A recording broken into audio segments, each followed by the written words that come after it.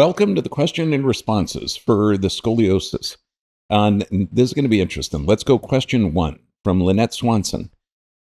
So a 13 to 15 degree diagnosis is not scoliosis. No, it's considered a traumatically induced buckling.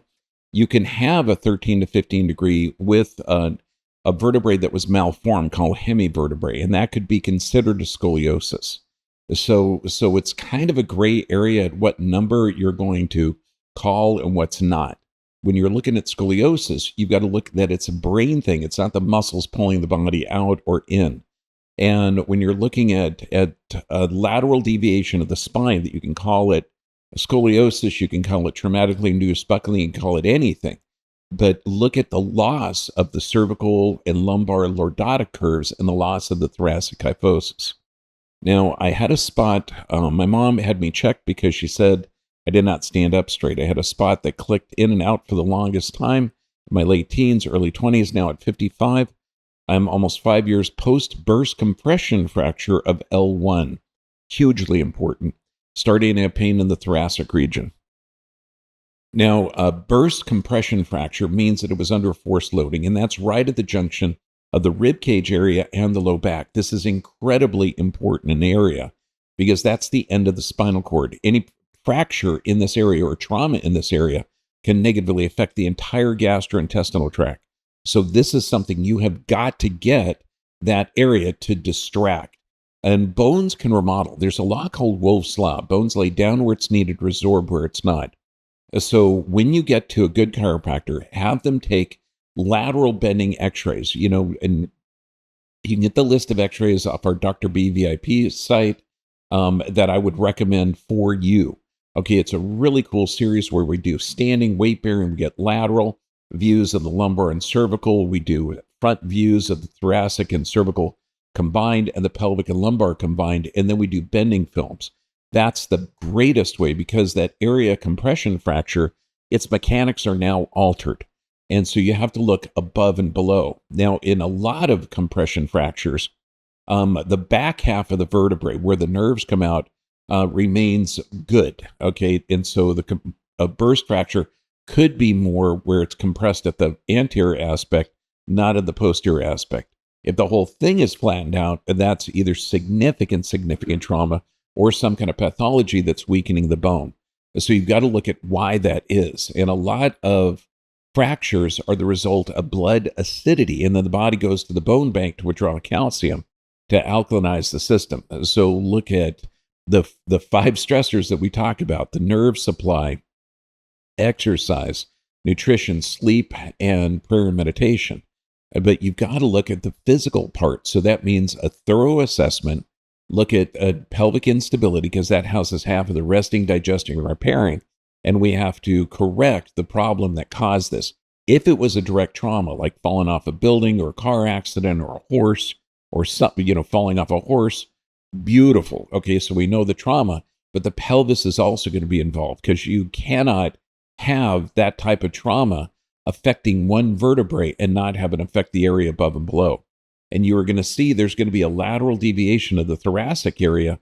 And this is why you're going to notice secondary and tertiary adaptations from that original trauma.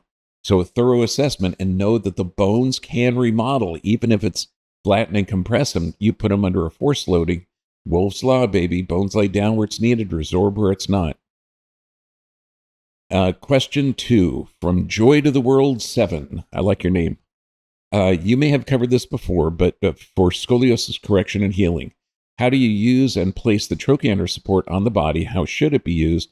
Can it be used with exercise, or is it better to do it without exercise?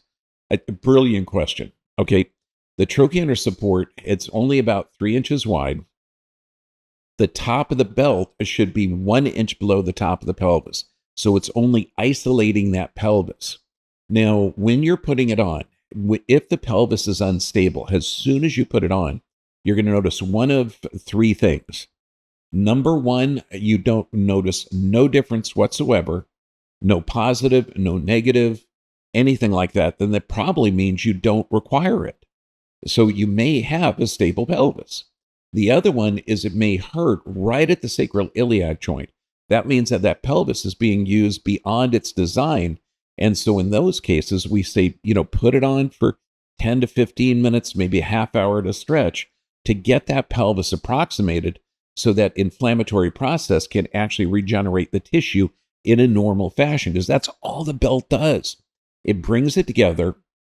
Just like if you have an open wound, you want to bring the two ends together so the body can regenerate it. Same thing with the pelvis. You want to adapt that. And this is also, when you look at the piriformis syndrome, no, that's an effort of the body to stabilize the pelvis with the only muscle that crosses the anterior aspect. So look at that is going to be huge. Then if you put the belt on and you do not, it feels fantastic. It feels more stable or more support. This is what people will say. Then that is a result of pelvic instability as well. You need to wear it when you're standing, walking, working out, exercising, moving. It won't do any harm if you wear it seated, except it can compress the lateral femoral cutaneous nerve, and you might get a little numbness on the side of the leg. And it also will wear the belt out. That's why we say don't wear it when you're sitting down.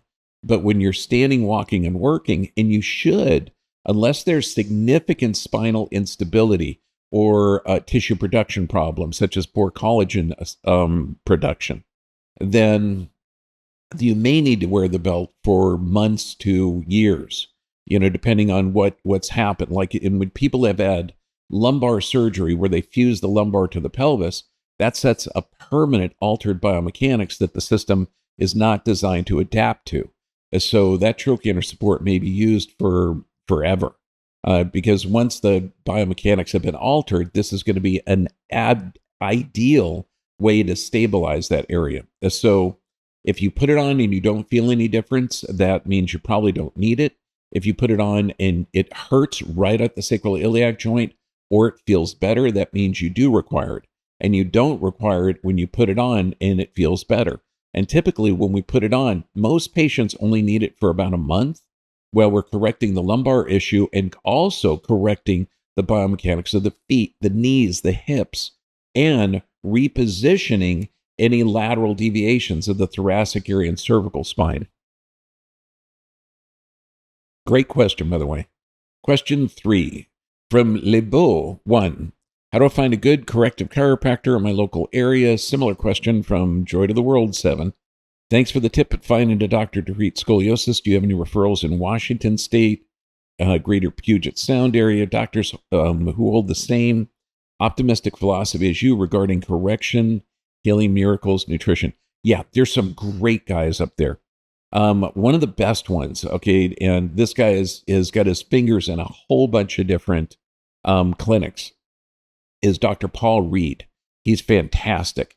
But use the 7 questions, and you're going to find some amazing chiropractors up there. And all you got to do is have him say yes to 5 of the 7. But Paul Reed he is a force of nature. This guy can hook you up with any good chiropractor. I love Paul. He's a great friend. But Washington is a great area. But use the 7 questions, because they're not teaching spinal corrections in the majority. 86% of the schools aren't teaching corrective courses. It's kind of similar to the way the medical industry was taken over in the 20s with the Flexner Report. Only the schools that promoted the chemical-based healthcare system got funding. It's the same thing now. They're trying to steer chiropractic from doctors of the nervous system to muscle and bone doctors, which is not what chiropractic is. Question 4 from 295-296. Love you, Bergman. Love you too, brother or sister. This is great, and I understand and follow all of your knowledge and have for years. But there are no good chiropractors that understand any of this. If there are, it's less than 1%. But I know what you mean. It's like finding a needle in a haystack. Another person asked, Annette Klassen 4176. Thank you for this video. I'm in New Zealand, so there are no options for chiropractors understanding these techniques. No, not New Zealand. Would really appreciate the links to the exercises.